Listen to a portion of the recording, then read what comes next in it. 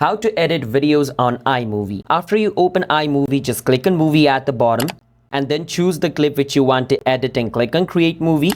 Then you want to click on the video on the timeline. Once it gets highlighted, you can move it in whichever way you like, left or right. Once you're at the part where you want to make a cut, you can click on the little scissor icon at the bottom and then you can click on split. Once you do that, it's going to cut the video in that exact position. Now you can move to the other side as well. And once you want to make another cut, just click on split. Just like this, now the middle part is separated. Now I can just click on this middle part, and what I can do is click on delete at the bottom right, and the middle part will be deleted. That's how we guys can make a cut. And if you want to play with the sound, you can click on the volume icon at the bottom. If you press on T, you can add text. If you press on this little speedometer, you can control the speed of the video. If you click on this icon, you can add custom colors and all these different stuffs. Okay, that's basic of how you guys can edit videos on iMovie. And after you're done, you can just click on done at the top left. Just like this, the video is going to be saved. And now you can play it, or you can just click on the button at the bottom in the middle, which shows the arrow pointing up.